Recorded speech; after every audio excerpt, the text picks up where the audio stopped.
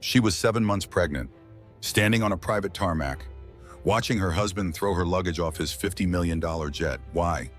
To make room for his 28-year-old mistress. But here's the part that makes this story unforgettable. The pilot sitting in that cockpit, the man who witnessed every humiliating second, he was her own brother. And he had known about the affair for 11 months. What happens next will shock you. Because this pregnant wife did not cry. She did not beg. She bent down, picked up her baby's tiny yellow onesie from the concrete, and folded it perfectly. Then she declared war. A dying billionaire father-in-law with explosive secrets. A mistress who shows up begging for forgiveness. Hidden offshore accounts worth hundreds of millions. And a courtroom battle that exposes everything. This is not just a story about betrayal. This is a story about a woman who lost everything and built something better from the ashes. Stay until the end. Trust me, you will not see the final twist coming. Get her bags off my plane. 5 words. Just 5 words. But they shattered everything Sloan Whitmore had believed about her life. She stood on the private tarmac at Westchester County Airport. The September morning was crisp and golden. The kind of morning that usually made her grateful to be alive. The kind of morning that whispered of new beginnings and fresh starts. 7 months pregnant. Her hand resting on the curve of her belly where her daughter had been kicking all morning. Excited maybe, sensing her mother's anticipation about the trip ahead. The Maldives, an overwater bungalow with glass floors so you could watch the fish swim beneath your bed. Their 5-year anniversary celebration. The baby moon they had planned for months. Sloan had packed so carefully. Maternity swimsuits in soft colors that made her feel beautiful despite the extra weight. Comfortable sandals for walking on the beach. Sunscreen safe for pregnancy. A silk dress for their anniversary dinner, and tucked into the corner of her largest suitcase, a tiny yellow onesie with elephants printed on it, a little piece of their daughter for the trip. She had imagined showing it to Preston on the beach, holding it up against the sunset, talking about names and nursery colors and all the dreams they were building together. She had imagined so many things. I said, get her bags off, now. Preston's voice cut through the morning air like broken glass. Sloan turned slowly. The movement felt underwater, dreamlike, because this could not be happening. This could not possibly be real. Her husband of 5 years stood at the bottom of the private jet stairs, tall, broad-shouldered, the same man who had swept her off her feet at a museum fundraiser, the same man who had promised her forever in a garden full of white roses.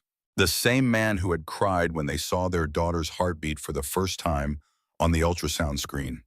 He was not looking at her. He was looking at the ground crew. 2 young men in Navy uniforms who shifted uncomfortably under his gaze. Mr. Whitmore, one of them started, the luggage is all ready. I do not care where it is. I want it off my plane. There is not enough room. Not enough room. Sloan's mind struggled to process the words. The Gulfstream G650 could seat 19 passengers comfortably.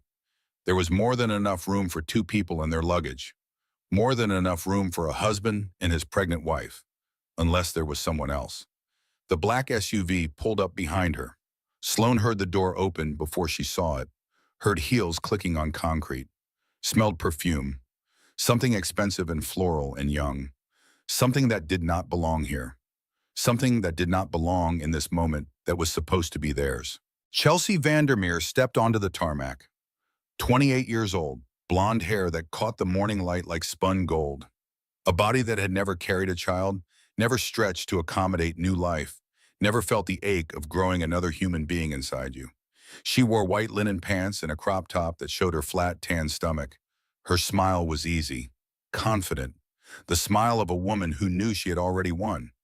She carried a single Louis Vuitton bag, just one, because there was only room for one person's luggage now. The first suitcase hit the concrete with a dull thud. Sloan watched as the zipper burst open from the impact. Her maternity clothes spilled across the tarmac like secrets exposed to the light. A silk blouse in pale blue. The comfortable sandals she had agonized over at the store. Her prenatal vitamins rolling across the ground like scattered pills. And there, fluttering in the jet exhaust like a wounded butterfly, the tiny yellow onesie. It tumbled across the concrete, caught against a wheel of the luggage cart. The elephants on the fabric seemed to be reaching for each other, trunk to tail, mother and baby, together. The second suitcase followed. More clothes, more carefully chosen items, more pieces of the life she thought she was living. Chelsea walked past her without a glance. Her fingers moved across her phone screen. She smiled at whatever she was reading. She climbed the stairs of the jet that the Sloan had boarded 100 times. She disappeared inside like she belonged there, like she had always belonged there. Preston! Sloane's voice came out strange, too calm, too quiet, the voice of a woman in shock, the voice of a woman whose brain had not yet caught up with what her eyes were seeing. What is happening? What are you doing? He finally looked at her, and she saw it, the thing she had been refusing to see for months, maybe longer, maybe years, the coldness, the calculation, the complete absence of the man she had married. His eyes moved over her body, over the belly that held his daughter, over the face of the woman he had promised to love and cherish until death parted them. And there was nothing there. No guilt, no shame, no hesitation, just impatience. Like she was a problem to be solved, a line item to be deleted from his spreadsheet. I am simplifying, he said. He straightened his cufflinks. Cartier. She had given them to him last Christmas. She remembered wrapping them in silver paper with a gold bow. Watching his face when he opened the box, the way he had kissed her and said she knew him better than anyone. Lies. All of it. Lies. Chelsea needs the space, he continued.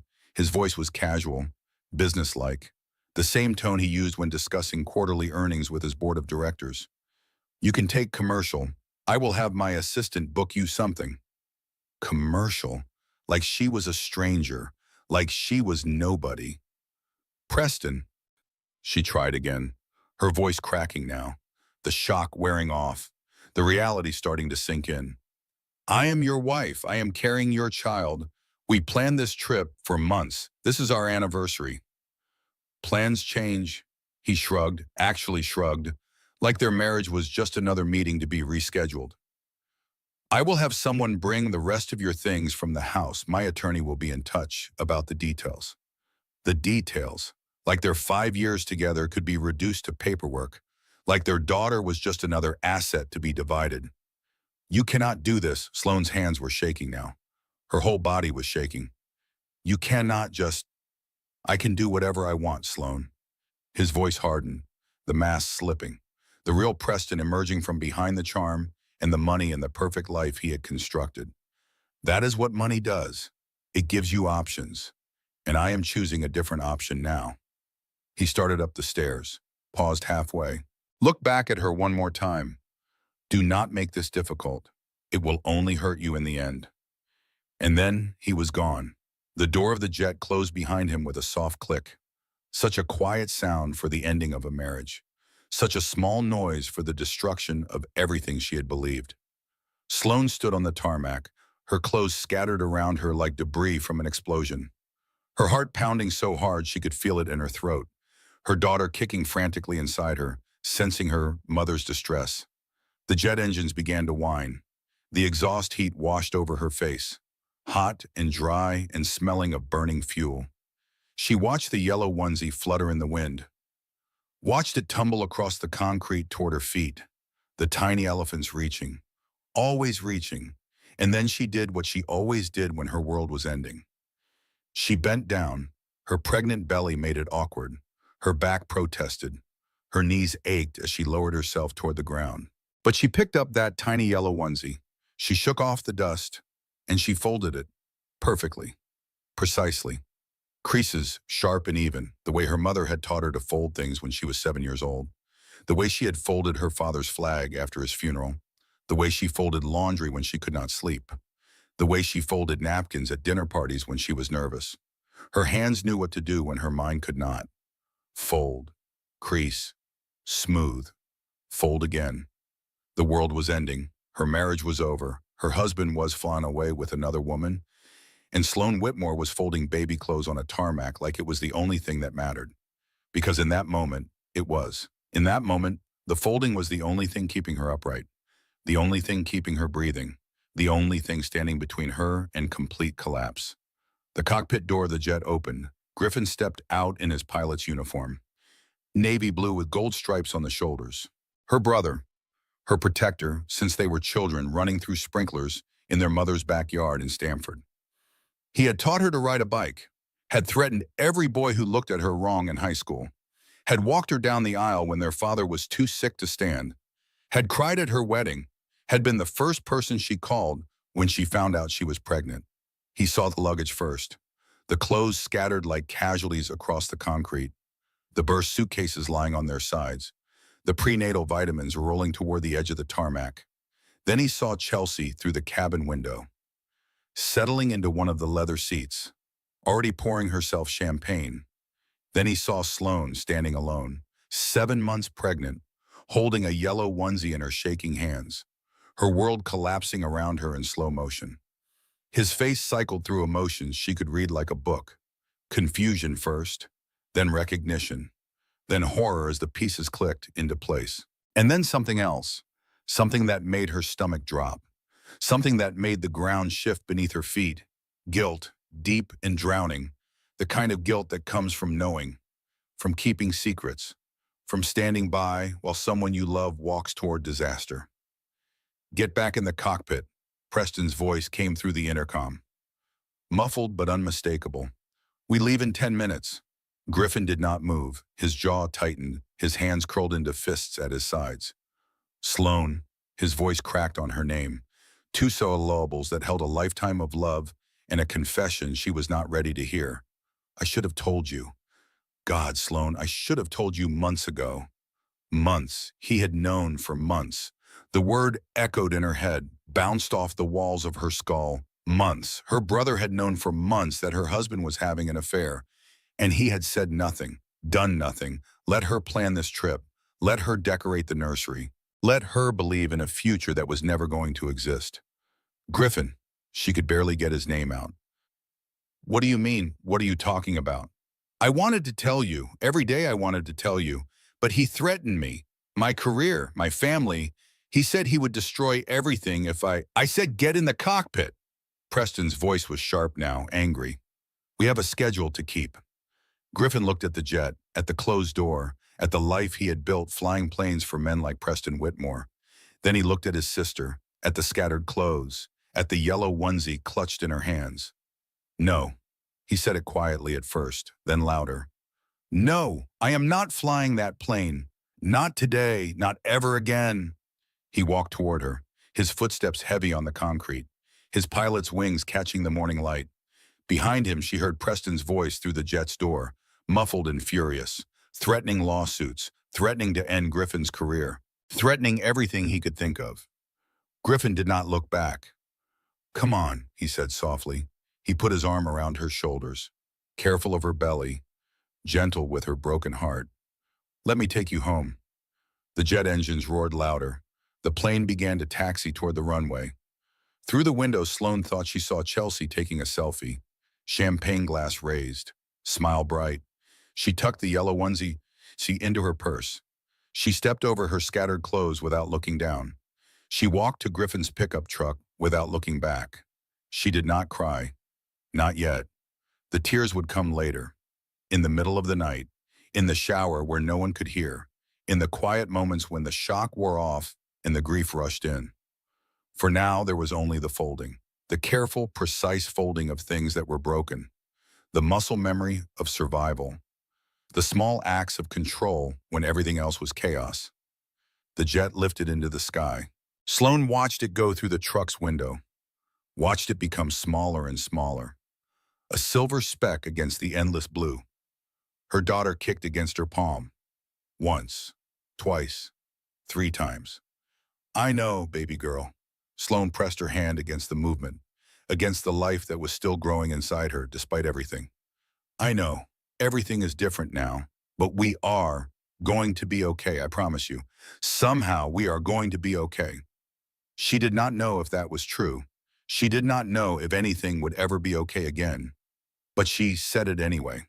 Because sometimes you had to speak the future you wanted into existence. Sometimes you had to make promises before you knew how to keep them. The truck pulled out of the airport parking lot. The tarmac disappeared behind them. The scattered clothes and burst suitcases left behind like the wreckage of a plane crash. Sloane closed her eyes, let the movement of the truck rock her. Let her brother's presence anchor her to something solid. She was not okay. She might never be okay again. But she was still breathing, still folding, still holding on. And for now, that would have to be enough. The leather seat of Griffin's pickup truck was cracked and worn. Coffee cups filled the holder between them. 3 of them, all from different days, all forgotten in the chaos of his life. An air freshener shaped like a pine tree hung from the rearview mirror. It had stopped smelling like pine months ago.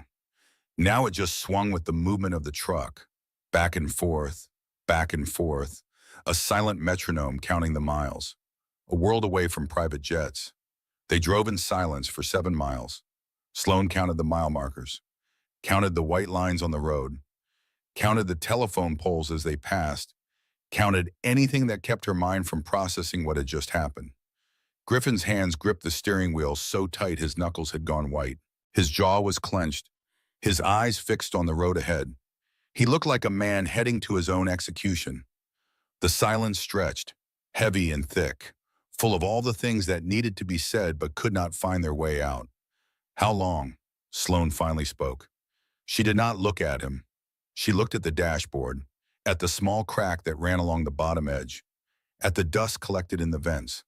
Griffin's breath caught as she heard it, a sharp intake that told her everything she needed to know about what was coming. "Sloane, how long, Griffin? I need to know. I need to hear you say it." Another mile marker passed, another white line, another telephone pole. 11 months. The words hit her like a physical blow. 11 months. Almost a year. She had been living a lie for almost a year, decorating a nursery for a family that was never going to exist, planning a future with a man who had already planned his escape. The baby kicked. Hard. Like she could feel her mother's heart breaking. Like she wanted to remind Sloane that she was still there. Still real. Still worth fighting for. 11 months, Sloane repeated. The words tasted like ash, like something burned and ruined. You knew for 11 months. You watched me plan this trip. You watched me buy baby clothes. You watched me fall more in love with a man who was already sleeping with someone else. And you said nothing. "Sloane, please. Let me explain." "Explain?" Her voice rose, cracked. The shock was wearing off now, the numbness giving way to something sharper. "Explain what, Griffin? Explain why you let me live in a fantasy while my husband was having an affair? Explain why you flew them around the country together while I sat at home believing every lie he told me?" Griffin pulled off the highway, found a quiet road, parked the truck under a tree whose leaves were just starting to turn gold. September, the season of change, the season of things dying. He turned to face her. His eyes were red, wet, the face of a man drowning in guilt he could no longer carry. "It started with a flight to Miami," he said. His voice was raw, desperate.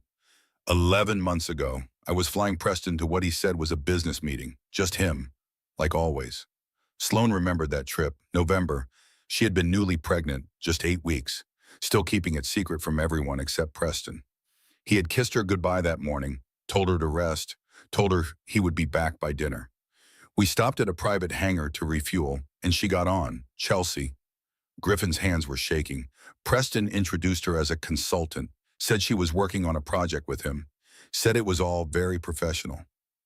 But it was not. "No," Griffin closed his eyes. "I saw them through the cockpit mirror, when they thought I was not looking, the way he touched her, the way she looked at him. I knew right away." The tree above them rustled in the wind. A leaf broke free, drifted down, landed on the windshield. "I told myself it was a one-time thing," Griffin continued.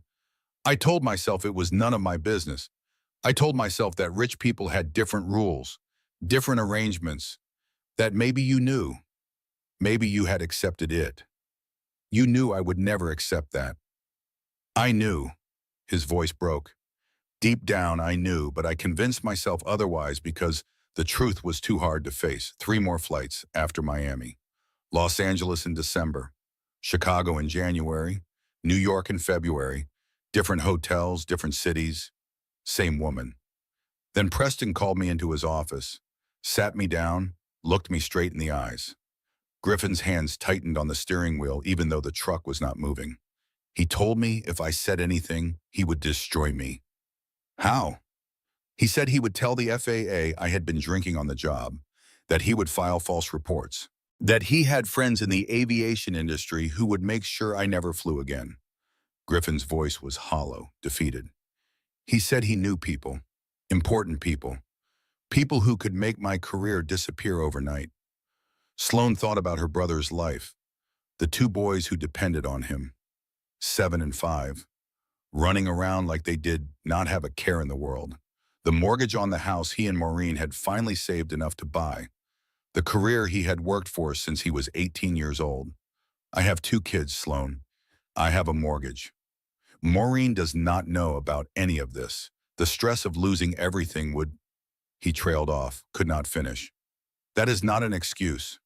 No, Bing. His voice cracked. It is not. I know it is not. I am not trying to excuse what I did. I am just trying to help you understand why.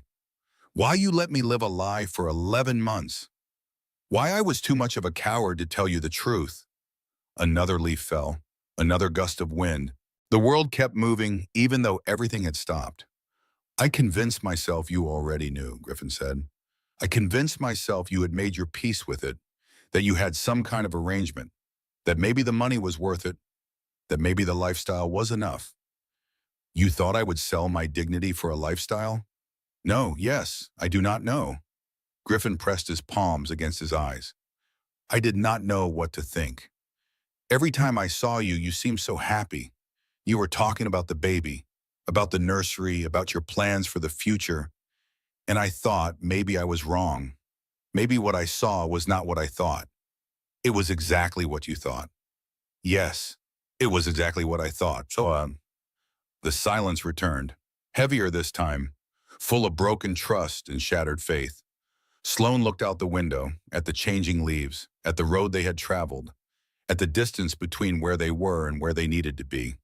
I saw the Instagram post, she said quietly. Chelsea's post from the plane after you walked off. Griffin nodded. He had seen it too. Everyone had seen it by now. 7 months of waiting, Sloan quoted. That is what she wrote. 7 months of waiting to be exact. I know. I have been pregnant for 7 months, Griffin. 7 months. The affair started the moment Preston found out I was pregnant. The timeline was devastating in its clarity. Preston had learned he was going to be a father.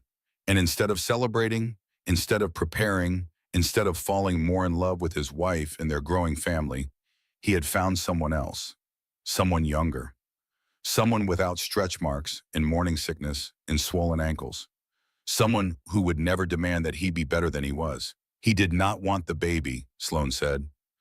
The realization settled into her bones like ice water. He never wanted the baby. He saw the pregnancy as his exit strategy. Sloan, I am so sorry.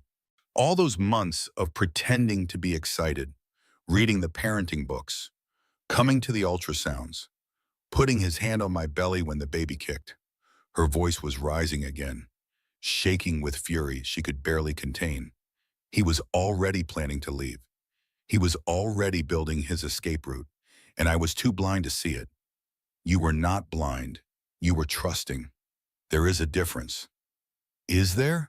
Sloan pressed her hand against her belly, against the daughter who would never know her father the way Sloan had hoped.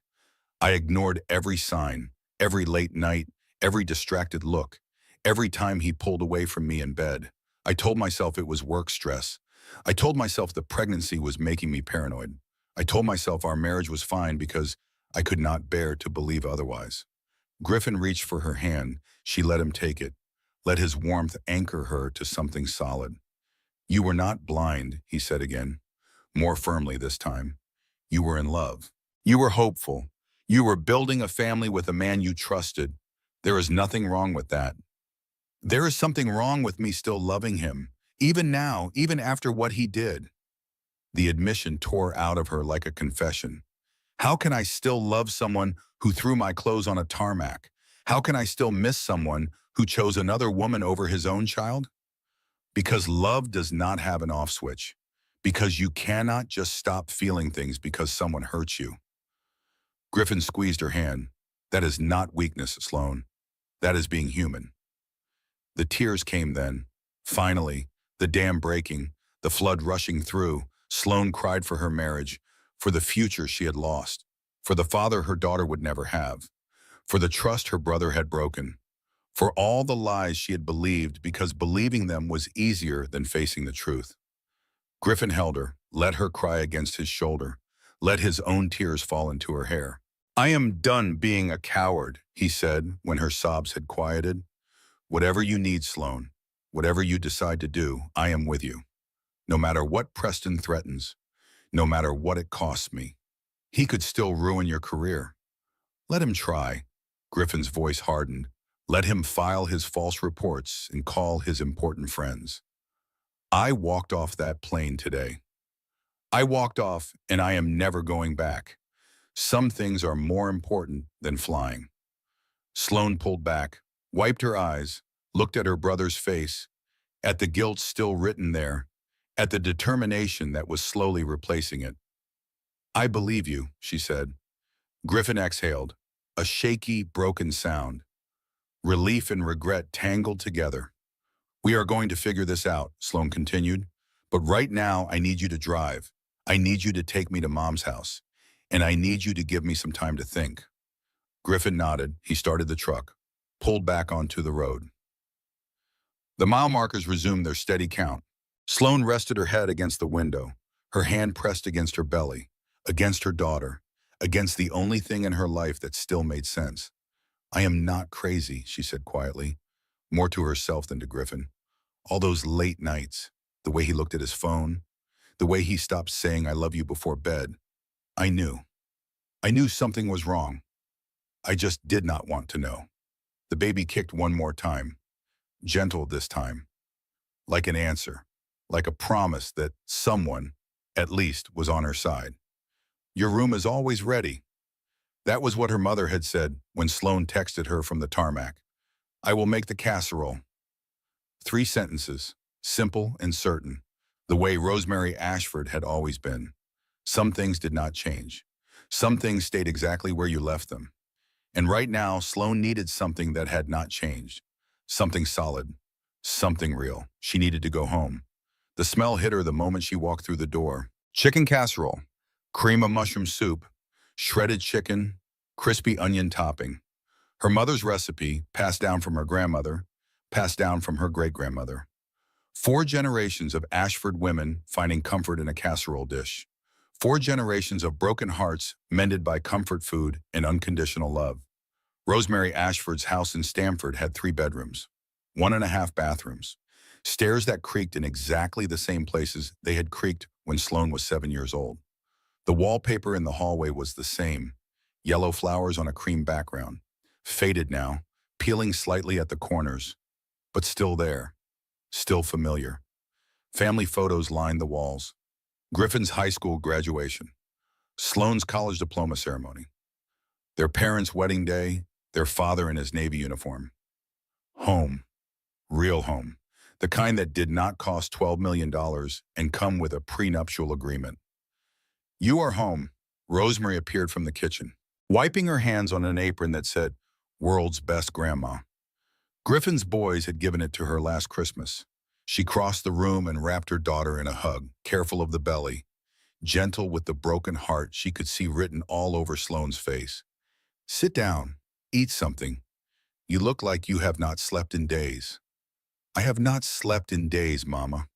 It was true. Even before the tarmac, sleep had been elusive. Pregnancy insomnia, she had told herself. The baby pressing on her bladder. The heartburn that came with lying down.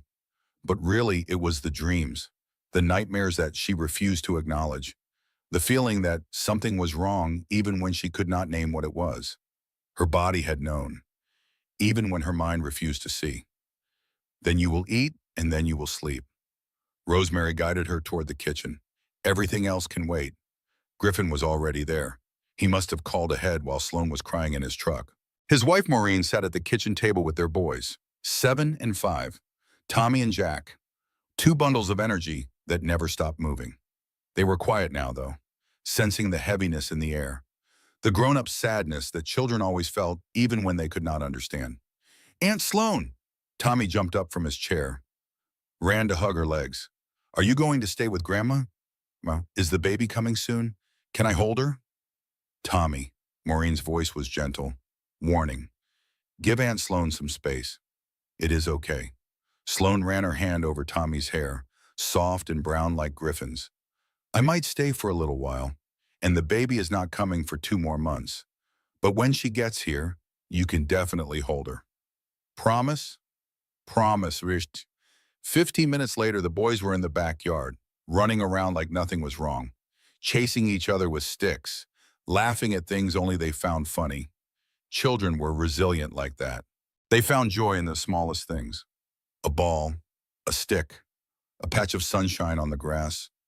They did not carry the weight of broken promises and shattered dreams. Not yet. Sloan watched them through the kitchen window, her hand resting on her belly. You are going to have cousins to play with, little one. She whispered it so no one else could hear. A whole family who loves you, no matter what happens with your father, no matter how this all turns out. You are going to be surrounded by people who would do anything for you. Dinner was chaos in the best way. Rosemary's casserole steaming in the center of the table, homemade biscuits in a basket covered with a cloth napkin, green beans from the garden cooked with bacon the way Sloane's father had always liked them, Griffin's terrible jokes that made his boys groan and laugh at the same time, Maureen talking about her garden club and the drama surrounding the annual flower show, Tommy interrupting every 5 seconds with questions about dinosaurs, Jack refusing to eat anything green. Normal things, safe things, the rhythms of family life that continued regardless of what was happening outside these walls. No one mentioned Preston, no one mentioned the tarmac, no one mentioned the Instagram post that had been screenshot and shared across a dozen gossip blogs by now. They talked about the boys' soccer game next weekend, about the tomatoes in Rosemary's garden that had finally ripened, about whether it was going to rain tomorrow. But Sloan caught her mother watching her.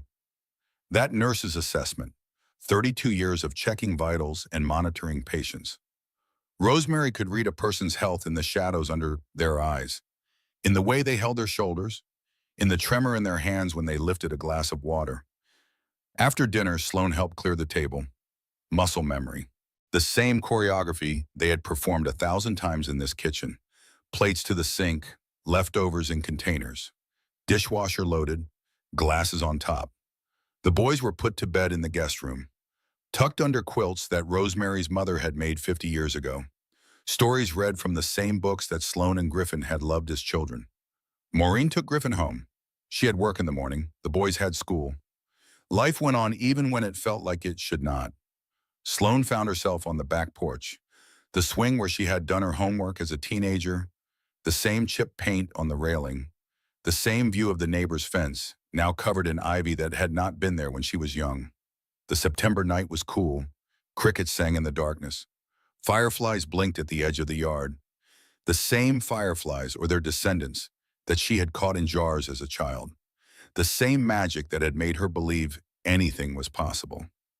Rosemary appeared beside her. 2 cups in her hands, decaf tea for Sloan, regular for herself. Your father said something before he died. Rosemary settled into the rocking chair beside the swing, the same rocking chair where she had nursed both her babies, where she had held her husband's hand during his last weeks. I never told you because I did not know if it was the right time, but I think maybe now is the time. Sloan took the tea, let the warmth seep into her hands, let the steam rise toward her face. What did he say, Mama? Rosemary was quiet for a moment, rocking slowly, looking at the stars that were just beginning to appear in the darkening sky. He said, our girl married money, but she kept her backbone. She will need it someday. Sloan's throat tightened. Her father.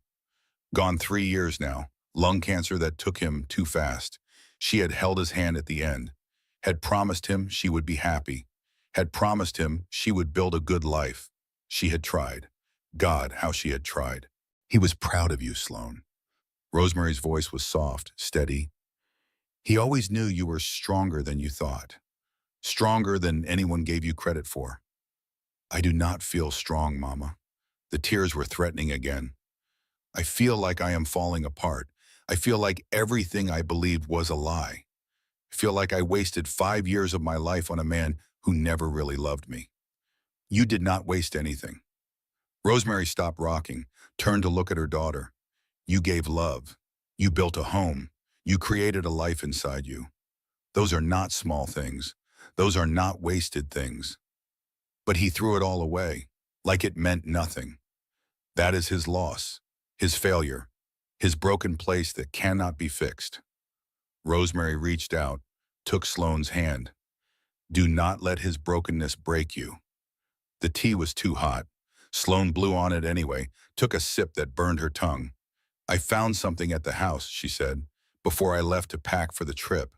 I found credit card statements in Preston's desk. A card I had never seen before.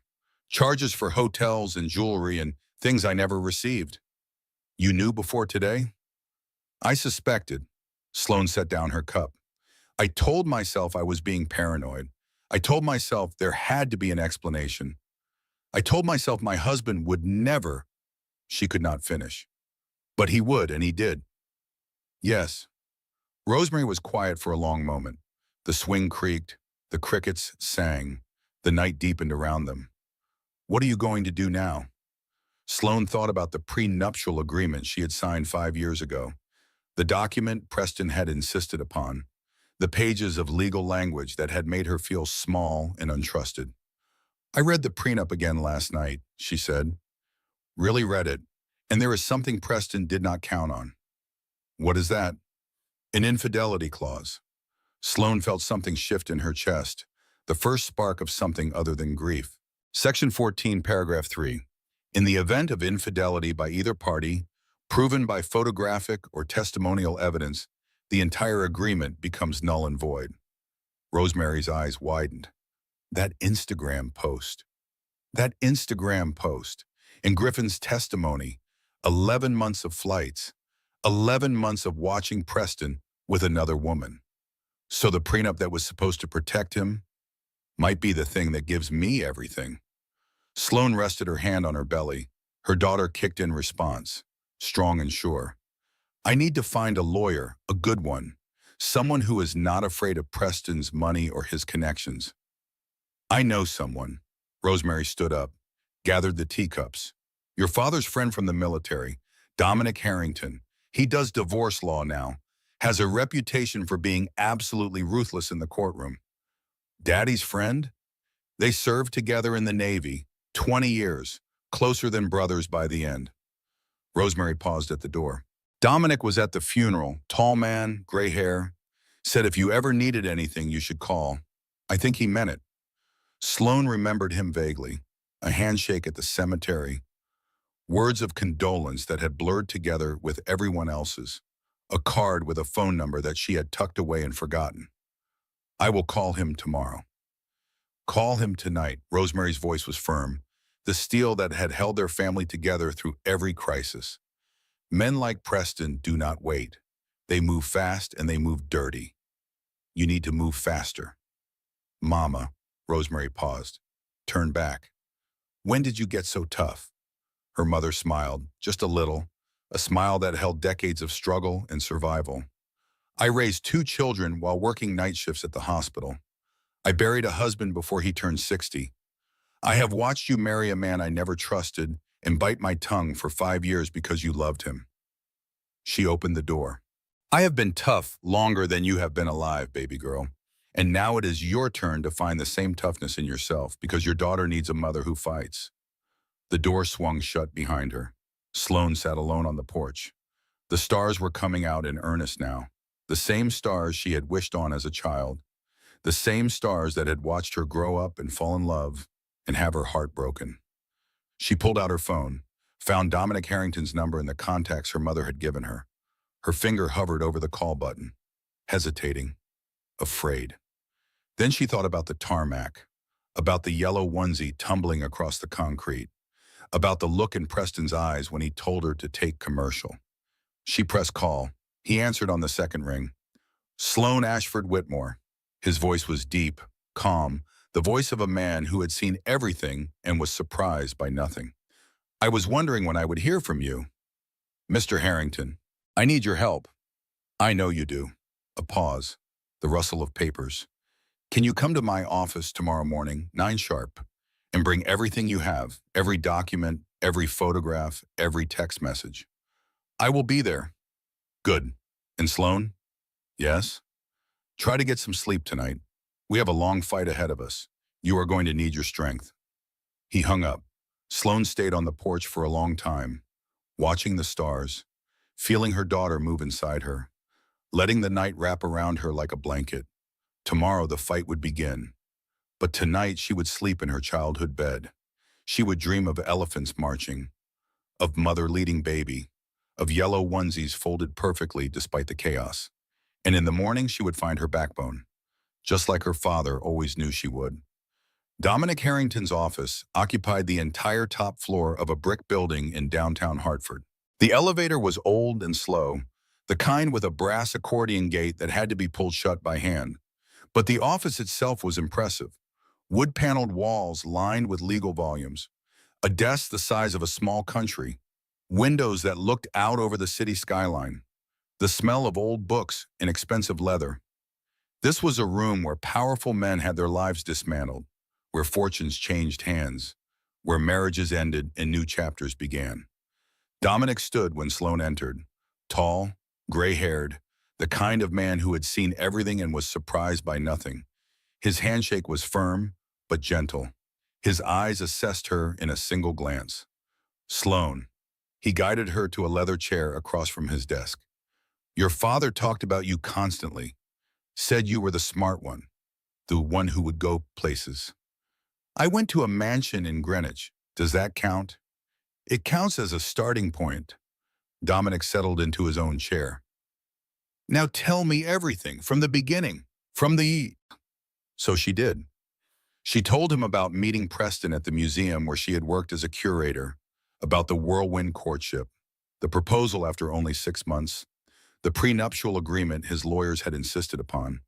She told him about the marriage, the good years at the beginning, the slow cooling that had started around year 3, the late nights, the distracted looks, the way Preston had started sleeping on the far edge of their bed. She told him about the pregnancy, the joy she had felt, the way Preston had seemed to pull away even as their daughter grew inside her. She told him about the credit card statements, the Instagram posts, the tarmac. Dominic listened without interrupting. He made notes on a yellow legal pad. His pen moved in short, precise strokes. When she finished, he set down his pen, leaned back in his chair. Your brother is willing to testify about what he saw? Yes, he has already agreed. Good. His testimony is crucial. Dominic opened a file folder on his desk. I did some research after you called last night, old habits from my military days. I like to know what I am walking into. What did you find? He spread papers across the desk. Bank statements, wire transfers, corporate documents with names Sloan did not recognize. Your husband has been busy, Dominic said. Very busy. He started moving money approximately 8 months ago. Offshore accounts in the Cayman Islands. A shell corporation registered in Singapore. A trust in his mistress's mother's name. 8 months ago. Sloan did the math. That was before the affair started, before she even told Preston she was pregnant. He was planning to leave me before I announced the pregnancy? It appears that way. The pregnancy seems to have accelerated his timeline, but the groundwork was already laid. Dominic pushed a document toward her. This shell company was registered 8 months ago, the day after your 3rd wedding anniversary. Sloan stared at the paper. A company called Coastal Holdings LLC, an address in Delaware, Preston's signature at the bottom. I do not understand. We were happy 3 years ago, or at least I thought we were. Happy people do not hide assets, Dominic said simply. They do not create offshore corporations and secret trusts. Whatever was happening in your marriage, Preston was already planning his exit strategy. The baby kicked, hard, like she could feel her mother's distress. Sloan pressed her hand against her belly, tried to keep her voice steady. What does this mean for the divorce? It means we have leverage. Dominic smiled, a thin, predatory expression that probably terrified opposing counsel. The infidelity clause in your prenup voids the entire agreement. You are entitled to equitable distribution of all marital assets, including the ones he tried to hide. Can we prove he hid them? With forensic accountants, yes. Every wire transfer leaves a trail. Every shell company has documentation. It takes time, but we can trace every penny. Dominic pulled out another document. Your husband made a critical error, Sloan. He insisted on that infidelity clause to protect himself. He never imagined he would be the one who broke it. For the first time in days, Sloan felt something other than grief, something sharper, more focused, hope. And beneath the hope, something that might have been satisfaction. What do we do now? We file, but strategically. Dominic picked up his pen again. Preston does not know you have this documentation. He thinks you are going to cry and accept whatever he offers. What is he offering? Dominic pulled out a letter on expensive cream stationery. Victoria Mills, attorney at law. His lawyer sent this over this morning. $5 million, the car. Continued health insurance until your daughter turns 18. Dominic's voice was flat, unimpressed. Generous by his standards, insulting by any other. $5 million. It sounded like a lot. To most people, it would be a fortune. But Sloan had seen the bank statements, the investment portfolios, the real estate holdings that Preston had accumulated over the years. $5 million was nothing. A rounding error in his ledger. What do you think I should get? Based on the length of your marriage, his net worth, and the hidden assets? Dominic met her eyes. 40% minimum, plus full custody with supervised visitation, plus a trust for your daughter that he cannot touch until she turns 18. How much is 40%? We are talking about hundreds of millions of dollars, Sloan. Not five. Hundreds of millions. The number did not feel real. Nothing about any of this felt real. He will fight, she said. Of course he will, but he will lose. Dominic stood, walked to the window, looked out at the city below. Do you know why I became a divorce attorney? Why? Because I spent 20 years in the Navy watching powerful men abuse their positions. Officers who thought the rules did not apply to them. Commanders who destroyed careers and families because they could. He turned to face her. After I retired, I decided to keep fighting the same battle in a different arena, holding powerful men accountable when no one else would. And Preston is one of those men. Preston is exactly that kind of man. Dominic returned to his desk. Your father would have hated him. Did you know that? What? Your father called me after you got engaged, asked me to look into Preston Whitmore, said something about the man did not sit right with him. Dominic paused. I told him what I found, the lawsuits that had been quietly settled, the employees who had been paid to sign non-disclosure agreements, the pattern of behavior that suggested a man who believed rules were for other people. Why did no one tell me? Because you were in love. Dominic's voice softened. Your father asked me what he should do. I told him the truth. I told him that people rarely listen to warnings about the ones they love, that sometimes people have to learn hard lessons for themselves.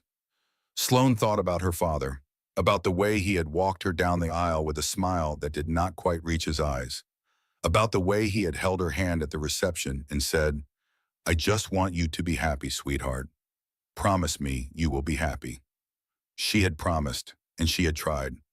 God, how she had tried. He never said anything. He loved you too much to risk pushing you away. Dominic sat back down. But he made me promise something before he died. He made me promise that if you ever needed help, I would be there, that I would fight for you the way he would have fought for you. Sloane's eyes filled with tears. Her father, protecting her even from beyond the grave. Looking out for her even when he could not be there. I am going to keep that promise, Dominic continued. I am going to take your case. I am going to fight Preston Whitmore with everything I have. And I am going to make sure you and your daughter get everything you deserve. What do I need to do? For now, nothing. Dominic handed her a tissue from a box on his desk. Go home. Rest. Prepare for your daughter's arrival. Let me do what I do best. Sloan wiped her eyes, gathered her purse. One more thing, Dominic said as she stood. There is someone else you should know about. Someone who reached out to me yesterday. Who? Theodore Whitmore, Preston's father. Sloane froze halfway out of her chair. Theodore? I have barely spoken to him in years. Preston said they were estranged. They are, have been for quite some time. Dominic's expression was unreadable. But Theodore has been following this situation, and he wants to help. Help me? Why would he want to help me? That is a question you will have to ask him yourself. Dominic handed her a business card, just a phone number, no name, no title. He asked me to pass along his contact information, said he has documents you need to see. Sloane took the card, turned it over in her hands. I do not understand. Neither do I, but in my experience, when a man like Theodore Whitmore reaches out in a situation like this, it is worth listening to what he has to say. Dominic walked her to the door.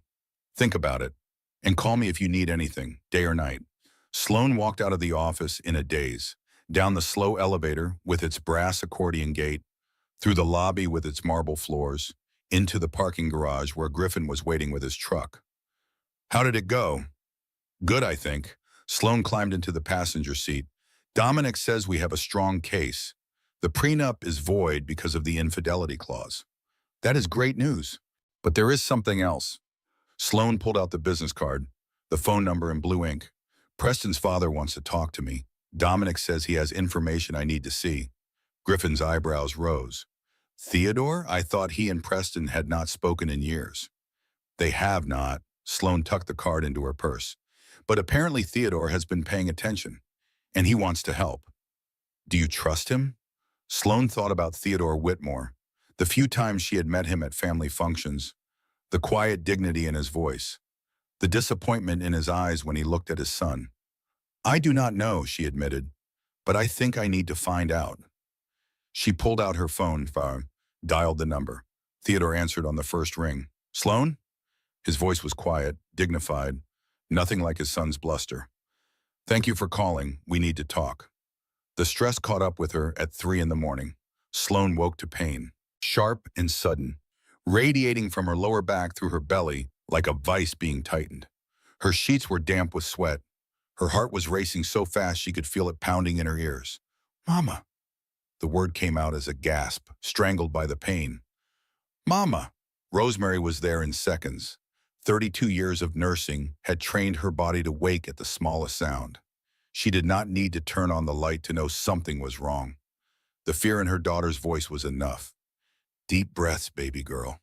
Her hands were cool and steady on Sloane's forehead. Tell me where it hurts. My back and my stomach. Sloane pressed her hand against her belly. Keeps tightening, like a cramp, but worse. Rosemary checked her watch.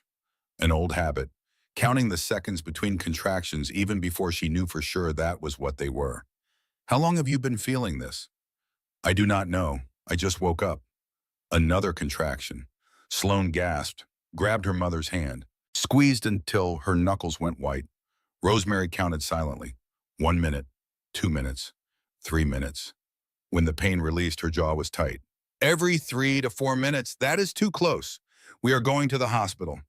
No, it is too early. The baby is not due for another 8 weeks. I know when the baby is due, and I know what premature contractions look like. Rosemary was already pulling back the blankets, already reaching for the overnight bag that had been packed and waiting by the door. We are going to the hospital. Now. The drive was a blur of street lights and stop signs and Griffin's voice on the phone. Rosemary had called him from the car. He was meeting them at the emergency entrance. Sloane counted her breaths, counted the contractions, counted the prayers that her daughter would be okay. Please, please let her be okay. She is not ready. I am not ready. We need more time. The emergency room was bright and loud and full of people whose pain was visible in ways hers was not. A man with a bloody bandage on his head, a woman coughing into her elbow, a child crying in the corner while his mother tried to comfort him. But when the nurses saw Sloane's belly, saw the way she was doubled over with each contraction, they moved fast. A wheelchair, an elevator, a room with monitors and machines, and a bed that could be adjusted 100 different ways. Bar Webb arrived within 20 minutes, still in her pajamas under her white coat, her calm face and steady hands the only anchor in a storm of fear and pain. Let us see what is happening, she said. Her voice was warm, soothing, the voice of a woman who had guided hundreds of babies into the world and was not about to lose this one. Monitors wrapped around Sloane's belly, tracking heartbeats. Two of them now, mother and daughter, drumming together. The baby is fine. Dr. Webb studied the screen. Strong heartbeat, good position, no signs of distress. Then what is happening? Sloane could barely get the words out through another contraction. Why am I in labor? You are not in labor. Not yet. Webb sat on the edge of the bed, took Sloane's hand. What you are experiencing is called preterm contractions. Your body is responding to stress, extreme emotional stress. Stress. The word seemed too small for what Sloane had been through, too ordinary for the devastation of the past week. You are only 32 weeks, Dr. Webb continued. The baby's lungs are not fully developed yet. We need to keep her inside for at least 4 more weeks, ideally 6. How do I do that? Bed rest, complete bed rest. No work, no stress, no major decisions or confrontations. Dr. Webb's eyes were kind but firm. I know that is a lot to ask given what you are going through, but your daughter is counting on you to take care of yourself. Sloane closed her eyes. The monitors beeped steadily, her daughter's heart strong and sure despite everything. I can do that, she whispered. For her, I can do anything. They kept her overnight for observation, gave her medication to stop the contractions, monitored the baby's heartbeat every hour. Griffin sat in the chair by her son. He had not left since he arrived, had not slept, had not eaten the sandwich Rosemary had brought him. This is my fault, he said when Rosemary had gone to get coffee. If I had told you sooner, if I had been brave enough to speak up months ago, you would not be here. You would not be going through this. This is not your fault. Sloane's voice was weak, tired. This is Preston's fault. This is the fault of a man who threw his pregnant wife's clothes on a tarmac and flew away with his mistress. I still should have. Yes, you should have. But you did not, and I cannot change that. Neither can you. She reached for his hand, squeezed it weakly. What I need now is for you to stop blaming yourself and start helping me fight. Griffin wiped his eyes, nodded. Whatever you need, whatever I have to do. Good, because when I get out of here, we are going to take everything Preston has. We are going to make him pay for what he did. And we are going to build a life for my daughter that does not include him. The conviction in her voice surprised her. The anger that had been simmering beneath the grief was starting to break through, starting to take shape into something useful. They sent her home the next morning with instructions and medication and warnings. Complete bed rest, no exceptions. Rosemary set up a command center in the guest bedroom. Pillows arranged just right, books and magazines within reach, a bell on the nightstand in case she needed anything. You are not to get out of this bed except to use the bathroom, Rosemary declared. I will bring you food. I will bring you tea. I will bring you whatever you need. But you are not to move. Yes, Mama. For 3 days, Sloane did nothing but lie in bed and listen to her body, feel her daughter move, count the kicks like prayers. Griffin brought his boys to visit. They sat on the floor of her room and colored pictures for the baby. Tommy drew a house with a big sun and stick figures holding hands. Jack drew what he claimed was a dragon but looked more like a purple blob with legs. This is for the baby, Tommy said, presenting his picture with pride. So she knows she has a family. Sloane's eyes filled with tears. Thank you, sweetheart. She is going to love it. Maureen came with casseroles and quiet support. She did not ask questions about Preston. She just sat and knitted baby blankets in soft yellows and greens. The clicking of her needles was soothing, a rhythm to hold on to when everything else felt uncertain. I never liked him, Maureen said one afternoon. Her voice was casual, like she was commenting on the weather. Preston, I mean, something about his eyes too cold. Why did you never say anything? Because you loved him, because you were happy, because sometimes people have to figure things out for themselves. Maureen looked up from her knitting. But for what it is worth, I think you are going to be okay. Better than okay. I think you are going to be amazing.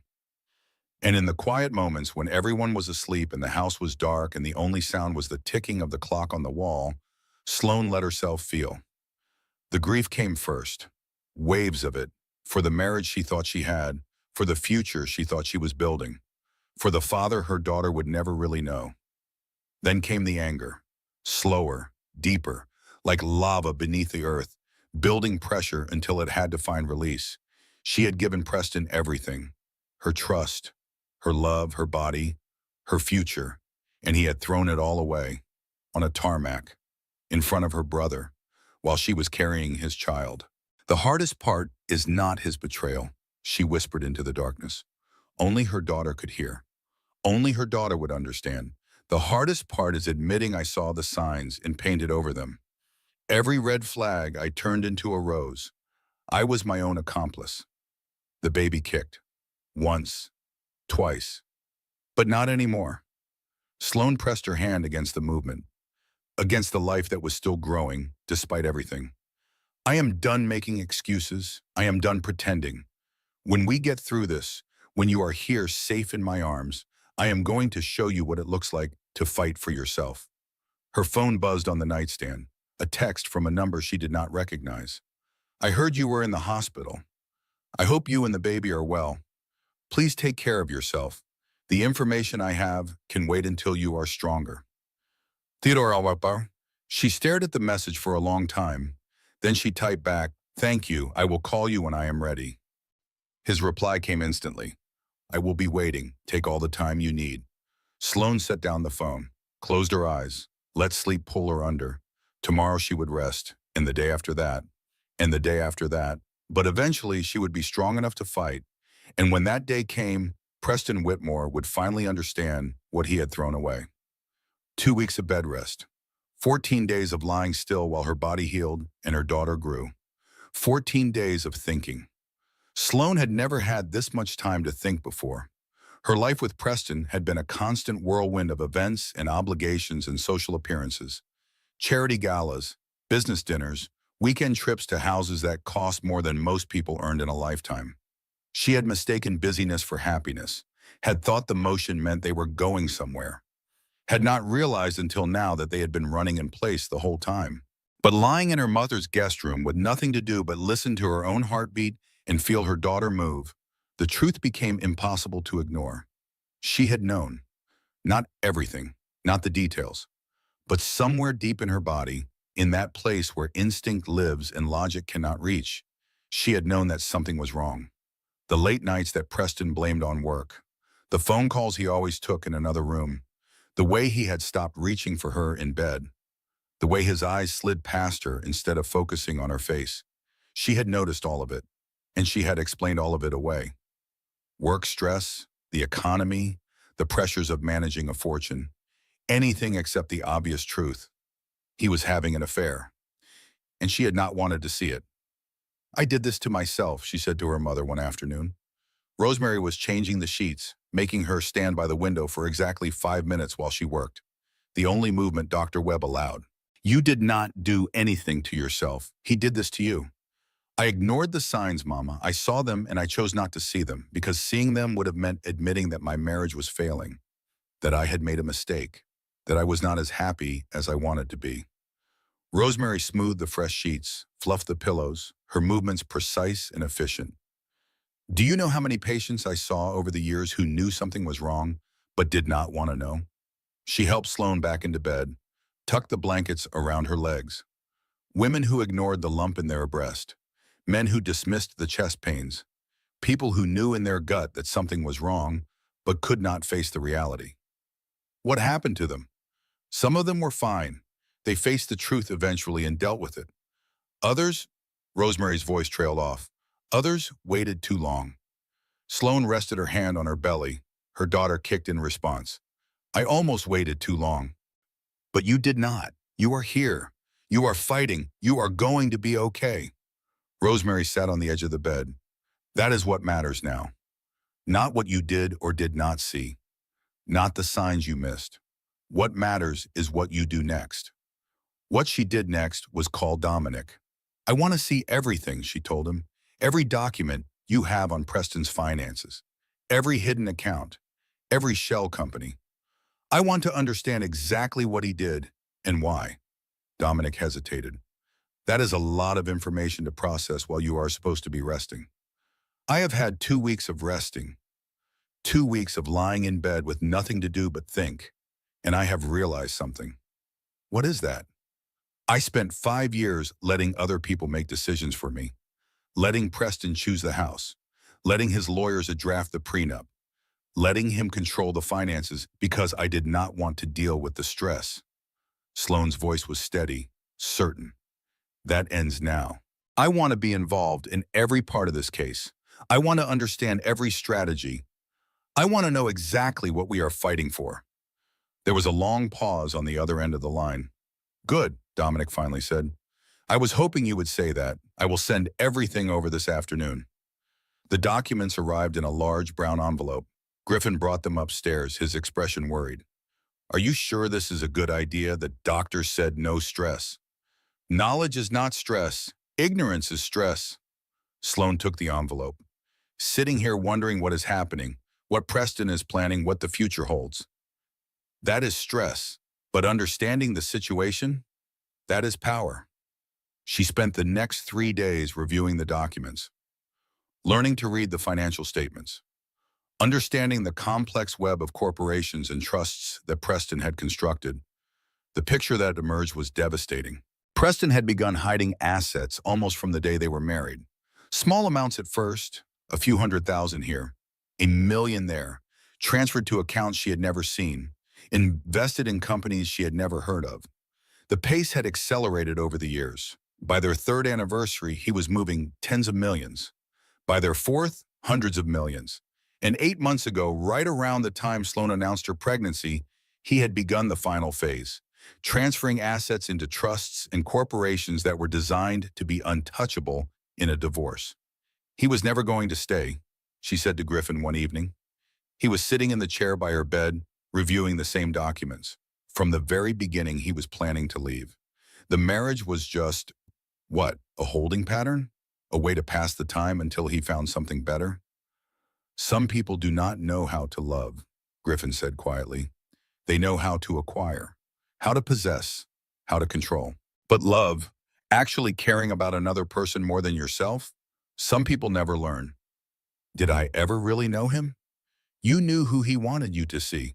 That is not your fault. That is his. Sloane looked at the documents spread across her blankets.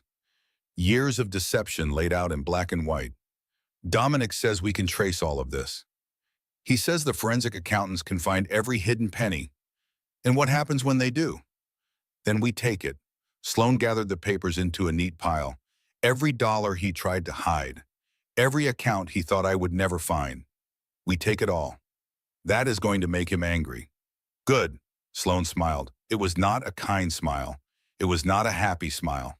It was the smile of a woman who had finally stopped being afraid. Let him be angry. Let him rage and threaten and throw his tantrums. At the end of the day, the law is on my side, and the law does not care about his anger. Her phone rang. Dominic's number on the screen. We have a problem, he said without preamble. Preston's attorney is pushing for mediation. She wants to meet next week. I thought we were not negotiating. We are not, but refusing mediation entirely can hurt us in court. It makes us look unreasonable. Dominic paused. The good news is that mediation gives us an opportunity, a chance to show Preston exactly how much we know. You want to ambush him. I want to show him that he has already lost. Sometimes that is enough to make people negotiate reasonably. Sloane thought about sitting across a table from Preston for the first time since the tarmac, about looking into the eyes of the man who had thrown her clothes on the ground and flown away with his mistress. The thought made her stomach turn. But it also made something else stir in her chest. Anticipation. When is the mediation? Tuesday, if you are feeling strong enough. I will be there. After she hung up, Sloane sat quietly for a long time, watching the evening light fade through the window, feeling her daughter move inside her. Your mama is going to do something hard next week, she whispered. But I am going to do it for you, so you will know that no matter how scary something is, you face it anyway. You stand up, you fight, you do not let anyone throw you away. The baby kicked, strong and sure, like a promise. The doorbell rang on Monday afternoon, the day before the mediation. Sloane was finally off bed rest. 36 weeks pregnant now, the baby was safe. Her body had stabilized. Dr. Webb had cleared her for normal activities, though she had stressed the word normal several times. Normal does not mean stressful, she had said. Normal does not mean confrontational. Normal means taking walks and eating well and preparing for your daughter's arrival. Sloan had nodded and agreed and had not mentioned that she was walking into a confrontation with her soon-to-be ex-husband the very next day. Griffin had returned to work, a position with a small charter company. Less money than flying for Preston, but infinitely more dignity. Rosemary was at the grocery store. The house was quiet. Sloan opened the door expecting a delivery, another casserole from the church ladies, maybe a package from Dominic with last-minute documents. Instead, Theodore Whitmore stood on the porch. He was older than she remembered, 73 years of living etched into every line of his face, deep grooves around his eyes, a slight tremor in his hands, the faded strength of a man who had once been powerful but was now watching that power slip away. But his eyes were sharp, alert, the same blue as Preston's, but without the coldness, without the calculation. Sloan, he held his hat in his hands, a fedora, the kind of hat men used to wear to church. I apologize for coming without calling first. I know you have had a difficult few weeks. Mr. Whitmore. Theodore, please. He glanced at the house, at the modest lawn and the chipped paint on the porch railing. May I come in? I have something to show you. Something that could not wait until after the mediation. Sloan studied him. This man she barely knew, the father of the man who had destroyed her world. But there was something in his eyes, something that looked almost like shame, almost like regret. Come in, she said. She led him to the living room, the floral couch, the family photos on the mantel, the needlepoint sampler that said, "Home Sweet Home." Theodore did not seem to notice the modesty of the surroundings, or if he did not care. He sat in the armchair by the window and looked at the photographs on the wall. Your father served, he said. It was not a question. 22 years in the Navy. A good man then. Theodore set his hat on his knee. I started my company with nothing. A single rental property in Queens, 53 years ago. I know. Preston told me the story. Did he tell you what happened after? Theodore's voice was matter-of-fact. Not bitter, just tired. How he took everything I built and turned it into something unrecognizable. 53 years of work. He stripped away everything I valued and rebuilt it in his own image. He said you were old-fashioned, out of touch. I'm old-fashioned. A ghost of a smile crossed Theodore's face. I believe in things like honesty, loyalty, keeping your word. Very outdated concepts, apparently. Sloan settled onto the couch across from him. Her belly was enormous now. Moving from one position to another had become an engineering project. Why are you here, Theodore? Why now? Because I saw what he did to you, on the tarmac. Theodore reached into his jacket pocket. Your brother's co-pilot recorded a video. Just a few seconds. He sent it to me because he knew Preston and I were estranged. Why would he send it to you? Because he wanted me to see what my son had become, what I had created. Theodore's hands trembled slightly as he pulled out a folder. I have not spoken to Preston in 2 years. The last time we met, he told me to stay out of his business, that he did not need my advice or my approval. So why help me? Theodore was quiet for a long moment. The clock on the wall ticked. Outside, a car passed. Normal sounds for an extraordinary conversation. Because I am dying. He said it simply, without drama, like he was commenting on the weather. Cancer, stage 4. My doctors give me 6 months, maybe less. I am sorry. Do not be. I have had a good life. No complaints. He set the folder on the coffee table between them.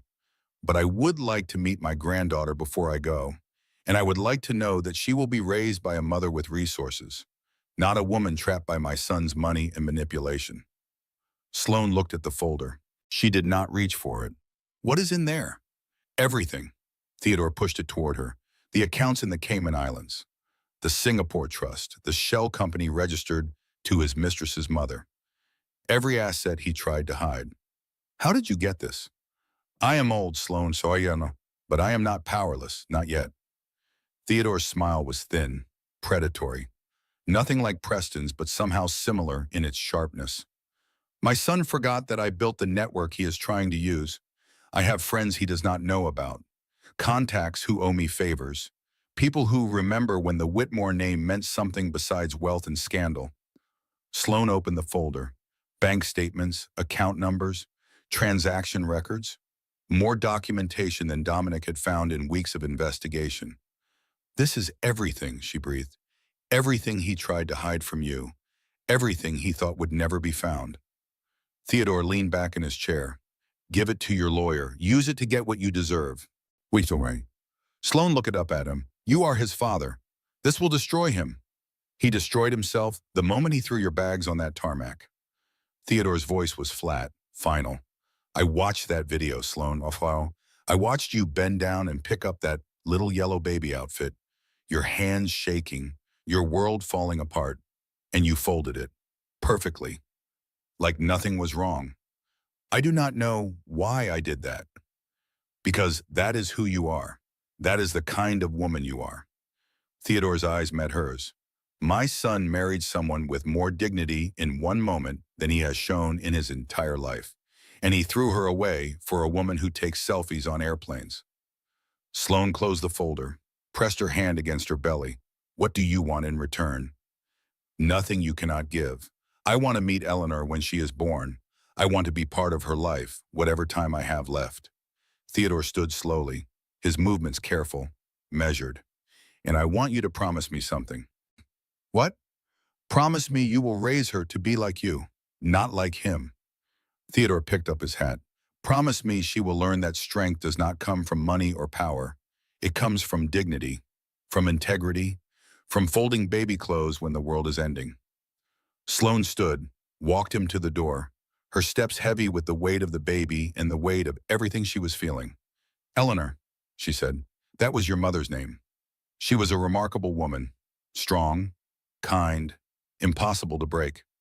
Theodore paused on the porch, looked back at her. I see her in you, Sloan. I saw it from the first time we met. I just never said anything because I did not want to interfere. Why not? Because my son was happy. For the first time in his life, he seemed genuinely happy. Theodore's voice was soft, sad. I thought maybe you would change him. Maybe love would make him better. I was wrong. He walked to his car, an old Mercedes, navy blue, well-maintained but not flashy, the car of a man who valued substance over show. One more thing, he called from the driveway. At the mediation tomorrow, do not let him see you cry. Do not let him see you break. He feeds on weakness. It is the only power he has left. What if I cannot help it? You can. Theodore opened his car door.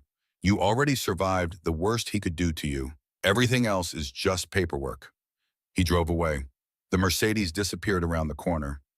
Sloan stood in the doorway for a long time, the folder heavy in her hands, the conversation echoing in her mind. Eleanor, her daughter's name, a gift from a dying man who wanted redemption for the son he had failed. Eleanor Grace Ashford, Sloan said softly. Not Whitmore, never Whitmore. What do you think of that, baby girl? The baby kicked, strong and sure, like an answer, like a beginning. The mediation room was exactly what Sloan had expected. Beige walls, beige carpet, a conference table long enough to keep enemies at safe distances. The kind of room designed to be forgettable. She arrived early. Dominic's advice. Get there first. Establish presence. Let him come to you. Sloan sat on her side of the table and waited. Her hands were folded in her lap. Her back was straight. Her face was calm. Inside, her heart was racing. Her palms were sweating. Every cell in her body wanted to run, but Theodore's words echoed in her mind. Do not let him see you break. He feeds on weakness. So she did not break. She did not fidget. She did not check her phone or look at the door or do any of the things that would have shown how nervous she was. She just sat and waited and breathed. Preston arrived at exactly 9 o'clock, not a minute early, not a minute late. Punctuality is power play. The unspoken message that his time was too valuable to waste. He looked good, tanned from the Maldives, rested, relaxed, like the past month had been a vacation rather than the implosion of his marriage. He did not look at her when he entered. did not acknowledge her existence, just sat down across the table like she was furniture. Victoria Mills sat beside him. Expensive suit, perfect hair, the kind of woman who made her living tearing other women apart. "Thank you for agreeing to mediation," Victoria said. Her voice was smooth, professional. "My client is hoping we can resolve this matter quickly and amicably. Your client threw my client's belongings on a tarmac and flew to the Maldives with his mistress." Dominic's voice was equally smooth, equally professional. "I am not sure amicable is on the table. What happened at the airport was regrettable." Victoria did not blink, did not flinch. But emotions were running high. Things were said and done that everyone regrets. "I do not regret anything." Preston spoke for the first time. His voice was cold, dismissive. "I made a business decision. The marriage was not working. I ended it. By humiliating your pregnant wife in front of her brother? By being efficient." Preston's eyes finally moved to Sloan, but they looked through her, not at her. Sloan knew the marriage was over. She had known for months. She was just refusing to accept reality. Sloan said nothing, did not react, did not give him the satisfaction of seeing her flinch. "Let us focus on the matter at hand."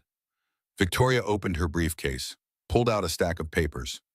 "My client is prepared to offer a generous settlement, $5 million. The Mercedes, continued health insurance for the child until she reaches 18. Dominic did not touch the papers. "Your client's prenuptial agreement includes an infidelity clause. Section 14, paragraph 3. Victoria's expression did not change, but something shifted behind her eyes. "That clause requires proof of infidelity, which we have." Dominic produced a tablet, turned it so everyone could see. Chelsea's Instagram post, the champagne glasses, the caption, "7 months of waiting." Social media posts are not admissible. "We also have testimony from the pilot." Dominic pulled out another document. "Griffin Ashford, Mrs. Whitmore's brother, he is prepared to testify about 11 separate flights where Miss Vandermeer accompanied Mr. Whitmore." Victoria's jaw tightened almost imperceptibly. "And then there are these." Dominic spread more papers across the table. Bank statements, wire transfers, account records from the Cayman Islands, Singapore, Delaware. The documents Theodore had provided, every hidden dollar exposed. "Your client has been systematically hiding assets for the past 5 years." Dominic's voice was calm, almost pleasant. "Offshore accounts, shell corporations, trusts designed to be invisible in divorce proceedings." Preston's mask cracked, just slightly, a flicker of surprise in his eyes. He had not expected this. He had thought his secrets were safe. "These documents are," Victoria started, "authentic, everyone verified by forensic accountants." Dominic smiled. "Your client made a mistake, Victoria. He forgot that hiding money leaves a paper trail. It just takes time and expertise to follow." Silence fell over the room, the kind of silence that follows explosions. Preston's hands had curled into fists on the table.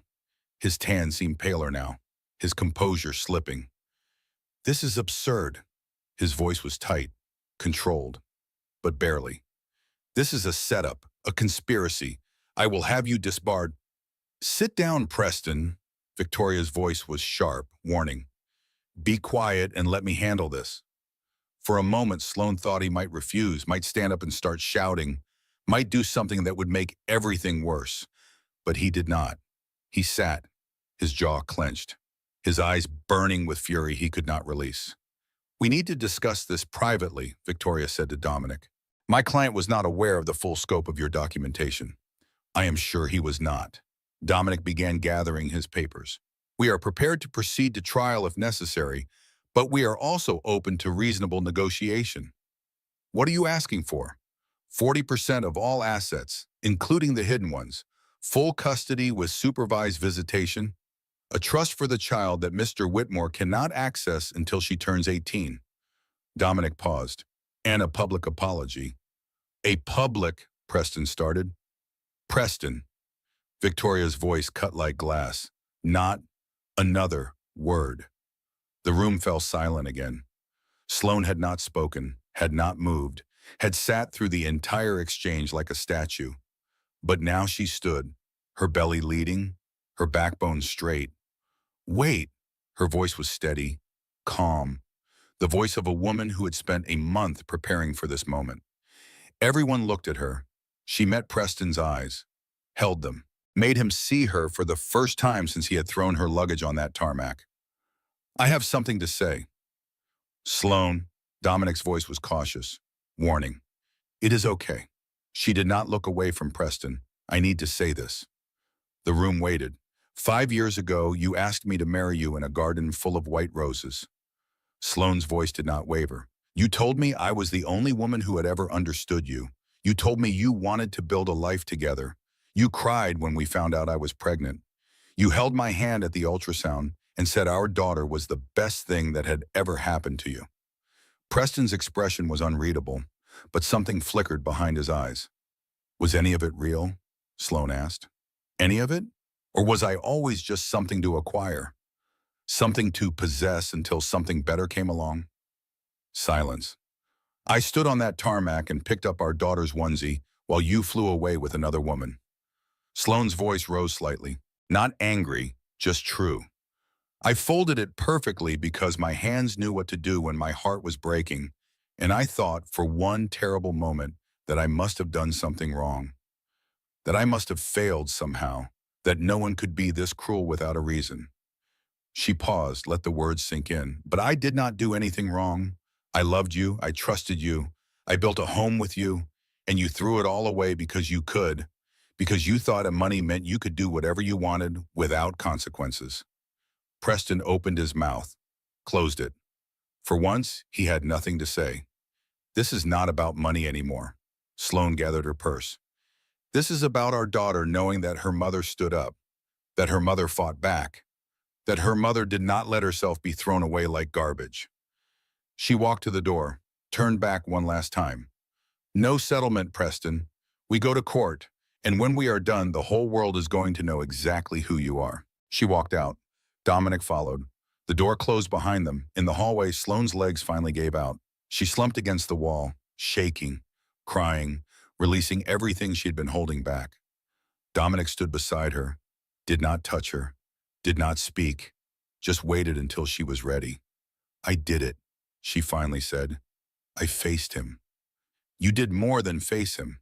Dominic's voice was warm, proud. You destroyed him. In that room, in front of his own lawyer, you made him see exactly what he lost. Did you see his face? I saw it, Dominic smiled. He looked like a man who just realized he made the worst mistake of his life. Sloane wiped her eyes, straightened her shoulders, touched her belly where her daughter was moving. Good, she said. Let him think about that for a while. The story broke 3 weeks later. Someone leaked the mediation documents. Not Dominic, not Sloane, not anyone they could identify. Perhaps someone in Victoria's office, sensing which way the wind was blowing. Perhaps someone in Preston's own company, tired of covering for a boss who did not deserve loyalty. It did not matter who. What mattered was that everyone knew. Financial blogs picked it up first. Whitmore Air faces infidelity clause in messy divorce. Then the gossip sites. Billionaire dumped pregnant wife on tarmac for Instagram mistress. Then mainstream media. Headlines everywhere. Photos of Preston looking angry and cornered. Photos of Chelsea looking less beautiful without her filters. Photos of Sloane that she did not remember anyone taking. Looking calm and dignified despite everything. The public chose a side. Overwhelmingly, devastatingly, they chose hers. Comments flooded Chelsea's social media accounts. The same followers who had praised her lifestyle turned on her with vicious efficiency. Home wrecker. Trash. Gold digger. Sponsors disappeared overnight. Brand deals evaporated. The carefully constructed image of a successful influencer crumbled to dust. Sloane watched it happen from her mother's couch. Griffin beside her. Rosemary knitting in the armchair. Like it was just another evening. Just another TV show. Except the TV show was her life. You should feel happy about this, Griffin said, watching Chelsea's latest post get torn apart in the comments. This is justice. Is it? Sloane was not sure. She thought she would feel satisfaction watching Chelsea's world collapse. She had imagined this moment during those long nights in the hospital, the moment when everyone would see the truth. But watching it actually happen felt hollow, empty, because Chelsea had been used too, lied to, manipulated, just like Sloane. She knew, Griffin said, reading her expression. She knew he was married. She knew you were pregnant. She knew what Preston told her, which was probably a version of the truth designed to make her feel special. When Sloane turned off the TV, he told her we were separated, that I knew about the affair, that I had accepted it. And she believed him? She wanted to believe him, just like I wanted to believe our marriage was happy. Sloane rested her hand on her belly. We were both fooled by the same man. Hating her does not change that. The doorbell rang on Thursday afternoon. Sloane answered it, expecting another reporter. They had been coming by regularly, hoping for a comment, a quote, anything they could turn into a headline. Instead, Chelsea Vandermeer stood on the porch. She looked nothing like the woman from the tarmac. Her makeup was smeared. Her designer clothes were wrinkled. Her hair, always perfect in photos, hung limp around her face like something dying. You ruined my life. Her voice was raw, broken. Sloane should have slammed the door, should have called the police, should have done any of the things a normal person would do when confronted by the woman who had helped destroy their marriage.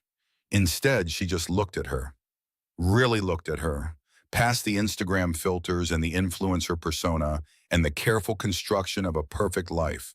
She saw a woman who was drowning, a woman who had built everything on a lie and was now watching it all wash away.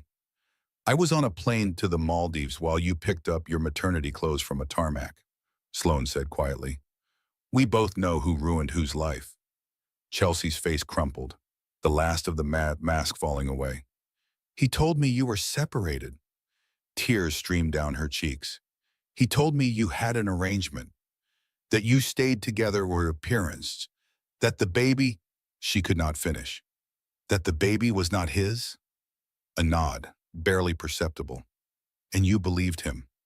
I wanted to believe him. Chelsea's voice was barely a whisper. I wanted to be special. I wanted to be the one he chose, not the other woman, the real one. Rain was starting to fall, light at first, then heavier. Chelsea stood on the porch getting soaked, not moving, not asking to come in, just standing there like she did not know where else to go. Sloane had a choice. She thought about the tarmac, the yellow onesie, the months of pain and fear and fury. Then she thought about her daughter, about the kind of woman she wanted to be, the kind of mother she wanted her daughter to see. Come inside, she said. You are getting soaked. Chelsea stared at her, disbelief written across her face. What? Come inside. I will make tea. Sloane stepped back from the doorway. We were both used by the same man. Hating each other is not going to change that. They sat in Rosemary's kitchen. Two women who should have been enemies, drinking tea from mismatched mugs. Chelsea talked. The real story this time, not the filtered version, not the Instagram captions, the truth. How Preston had pursued her at a charity event, made her feel like the most special woman in the world, bought her gifts, took her on trips, promised her a future that she was stupid enough to believe in. He said he was going to leave you after the baby was born, Chelsea said. Her hands wrapped around her mug like she was trying to absorb its warmth. He said he wanted to wait until things were settled, until he could do it without looking like a monster. But he could not wait. No, he could not, Chelsea laughed bitterly. I think he got bored of me, of the waiting, of the whole charade, so he decided to blow everything up instead. The tarmac. I did not know he was going to do that. Chelsea's eyes filled with fresh tears. I thought we were just going on a trip. I did not know you were going to my there. I did not know he was going to... She could not finish. Sloane studied her. This woman who had been her enemy. This woman who had helped destroy her marriage. But also this woman who had been lied to, used, discarded the moment she became inconvenient. He has already found someone new, Chelsea said. I saw him at a restaurant last week with a 25-year-old, fresh out of college, looking at her the way he used to look at me. How did that make you feel? Like I was nothing. Like I never mattered. Like the whole thing was just a game to him. Chelsea set down her mug. Is that how you felt when you found out about me? Yes. Sloane was surprised by how easily the truth came out. That is exactly how I felt. Silence settled between them. The kind of silence that comes when two people realize they have more in common than they want to admit. How do you survive this? Chelsea asked finally. How do you keep going when everything you thought was real turns out to be a lie? Sloane thought about the question. Really thought about it. You find the things that are real, she said. Your family, your friends, the parts of yourself you lost while you were trying to be what he wanted. She pressed her hand against her belly. The prison door was unlocked all along. We were both our own wardens. Chelsea was quiet for a long moment. I am sorry, she finally said. For everything. For the plane, for the Instagram, for believing his lies, for not seeing you as a real person. I know. Does that make it better? No. Sloane stood, carried their cups to the sink. But it makes it true. And right now, that is enough. She called Chelsea a car, watched her climb in, watched her drive away into the rain. Then she went back to the living room, to her mother and her brother and the small, safe world they had built around her. That took courage, Rosemary said quietly, letting her in. It took something, Sloane agreed. I am not sure courage is the word. Compassion, maybe. Grace. Sloane smiled slightly. Maybe, or maybe just exhaustion. I am too tired to carry around that much anger anymore. The baby kicked, strong and insistent, demanding attention. 4 more weeks, Sloane said, resting her hand on the movement. 4 more weeks until you are here, and then we start the next chapter. She did not know what that chapter would look like, did not know how the divorce would end or what her life would become. But she knew one thing, she was not the same woman who had stood on that tarmac, not the woman who had folded baby clothes while her world collapsed, not the woman who had believed in a marriage that was never real. She was something new now, something stronger. And that, she was discovering, was more than enough. Theodore Whitmore died on a Wednesday morning, 3 hours before his granddaughter was born. Sloane was in labor when the call came. 14 hours of contractions that had started at 2 in the morning. By the time the phone rang, she was deep in the haze of pain and exhaustion that comes before the final push. Rosemary took the call in the hallway, came back into the delivery room with tears on her cheeks. Theodore? Sloane gasped between contractions. He passed peacefully in his sleep. Rosemary took her daughter's hand. But he wanted you to know something. He recorded a message for you. For Eleanor. Now?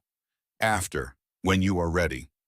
The next 3 hours were a blur of pain and breathing and the steady encouragement of Dr. Webb's voice. Push, rest, push again. You are doing great. She is almost here. At 4:17 in the afternoon, Eleanor Grace Ashford entered the world. 8 pounds, 4 ounces. Perfect. A full head of dark hair. Her father's blue eyes. Her mother's stubborn chin. She cried for exactly 30 seconds. Then she settled against Sloane's chest and looked up at her with an expression that seemed to say, finally, I have been waiting to meet you. Hello, beautiful girl. Sloane was crying too, tears of joy and relief and overwhelming love. Hello, Eleanor. I am your mama, and I have loved you since the moment I knew you existed. Griffin held her next, uncle and protector and the first man who would show her what good men look like. His hands shook as he cradled her against his chest. I am going to teach you to fly someday, little one. His voice cracked with emotion.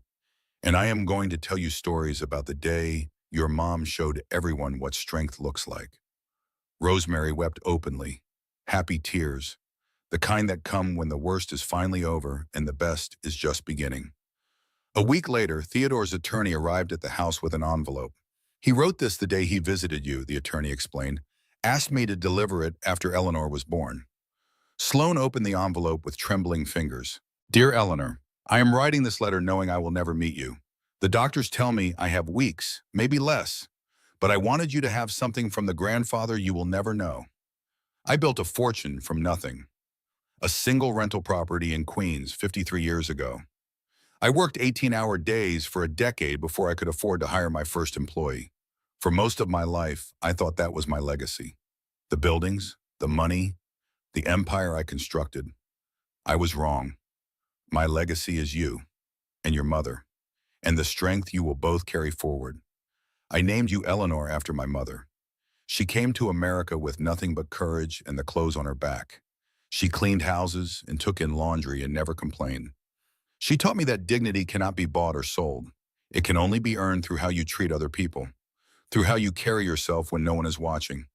Your mother earned her dignity on a tarmac in Connecticut. She bent down and picked up a yellow onesie and folded it perfectly while her whole world was falling apart. That single moment told me everything I needed to know about the woman who would raise you. My son, your father, lost his way somewhere along the road. I do not know when or why. I have spent years trying to understand how the boy I raised became the man he is today. But I have finally accepted that some questions have no answers. Some people break in ways that cannot be fixed. You do not have to carry that brokenness, Eleanor. You can choose a different path. You can be like your mother instead.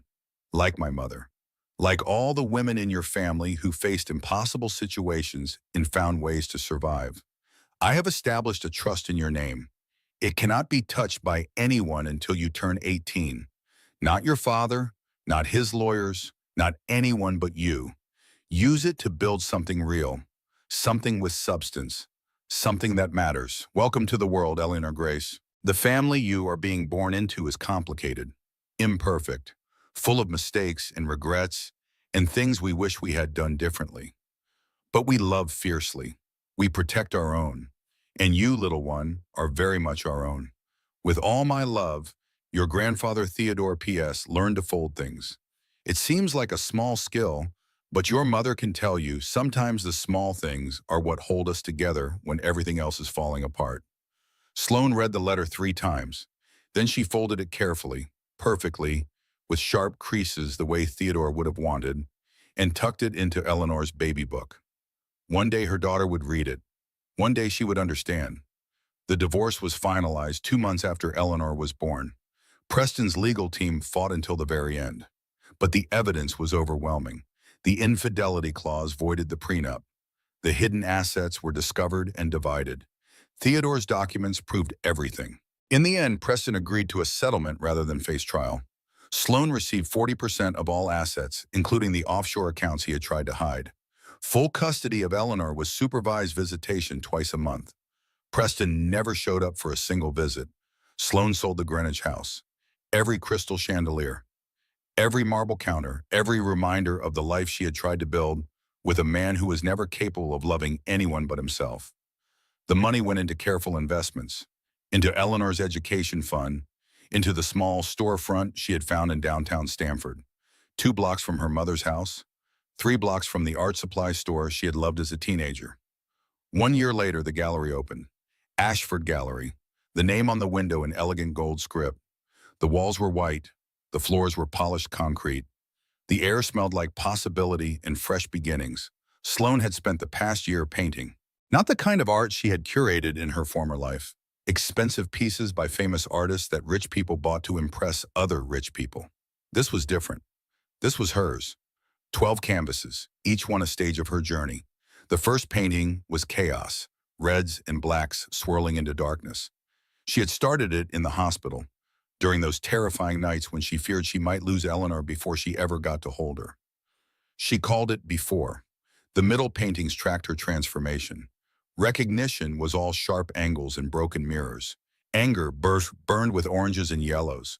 Vulnerability was soft grays and pale blues, tentative brushstrokes that seemed to fade at the edges.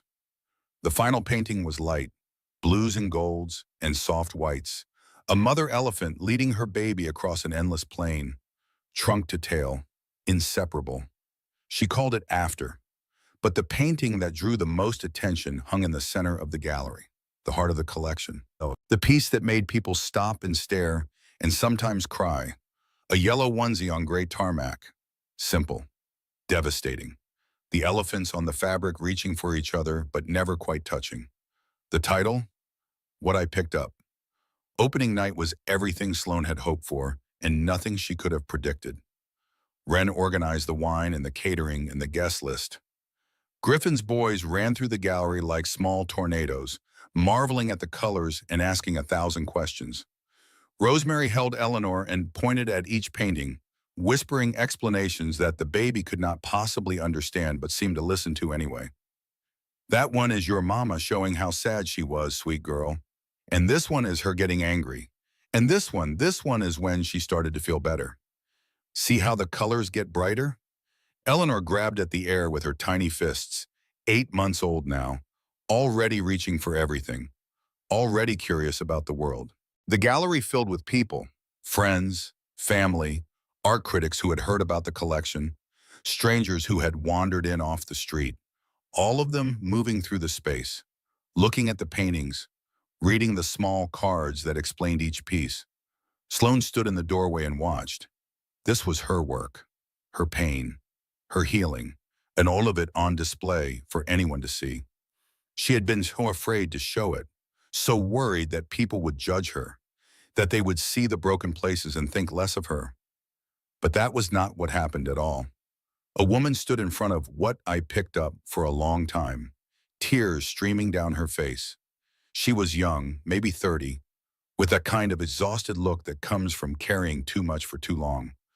Finally, she approached Sloane. My husband left 6 months ago. Her voice was barely a whisper. For his secretary, I found out at a work party, in front of everyone. Sloane nodded, waiting.